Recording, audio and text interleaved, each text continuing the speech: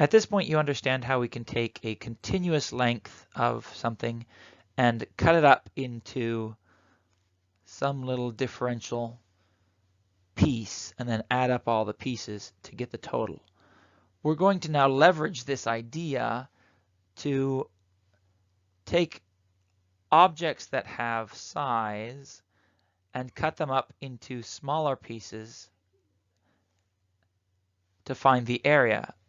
And one of the things that we're going to leverage is the idea that we're always going to take some limit that this thing approaches 0. And because we can do that, then we're just going to approximate everything as though it's a square. And so it doesn't matter what it is, I'm going to get some length to one side, and I'm going to get some length to the other side. And then my area, my little differential area, is just going to be the length of one side times the length of the other side. And as long as I take this and in some limit that goes to 0, then any errors I have, because I've approximated everything as squares or as rectangles, any errors that get introduced are going to become very, very small. And in the limit that we go to 0, they become 0, and we get the actual area. Let me show you how this will work. Suppose I have this rectangle, and I wanted to know its area. Well, this rectangle has a length on one side. We might call that the height of the rectangle. And it has on its other side a length, we might call that the width of the rectangle. Now, I can take my rectangle and I can cut it up into little pieces that each have some little piece of the area. And if I added up all the little pieces, I would get the total area. So how big is this little piece? What's the little differential area? Well, I said we're going to approximate everything as though it's a rectangle. So on one side, we've got a little d length. It's really a dy, maybe, if we call this the y direction. And on the other side, we've got a little differential length. This would be, maybe we call this a dx, if this is the width is along the x direction. And now my differential area is just dy times dx. So you can see that we're going to have to add up bits both in the y direction and in the x direction. We're going to have to do 2 sums instead of 1.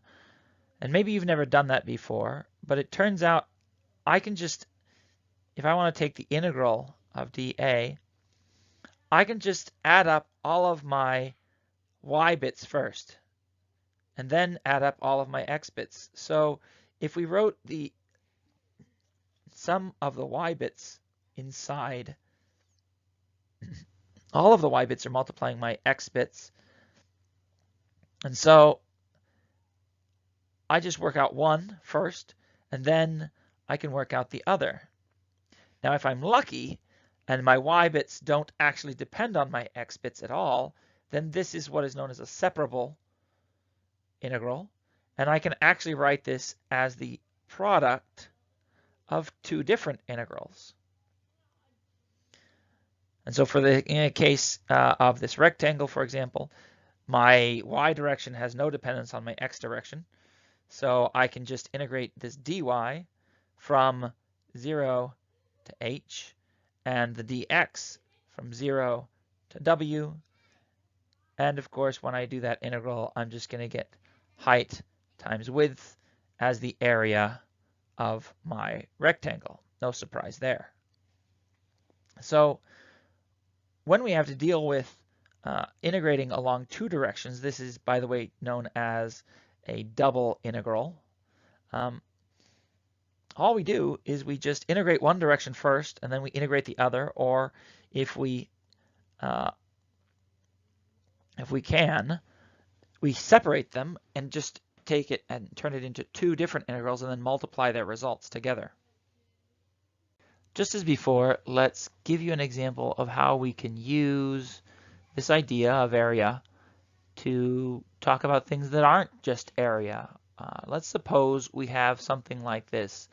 We have some molecules stuck to a surface, but it's not uniform. Instead, we know that the density of the molecules is larger here and smaller here.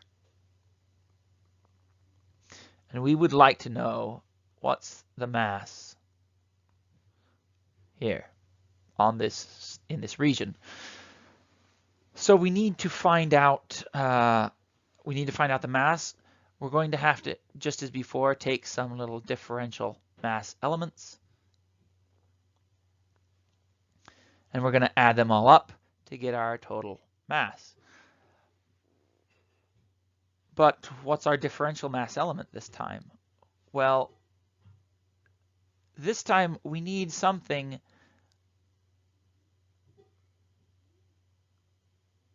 that when we multiply it by our area,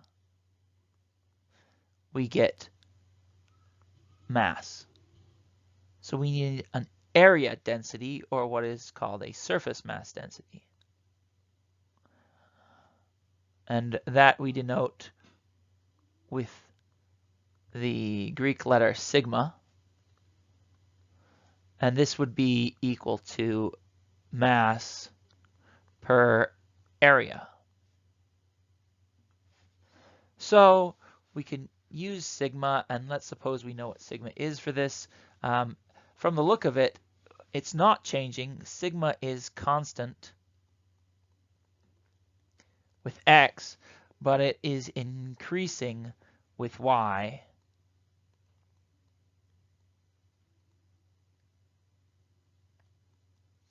So maybe we have a sigma that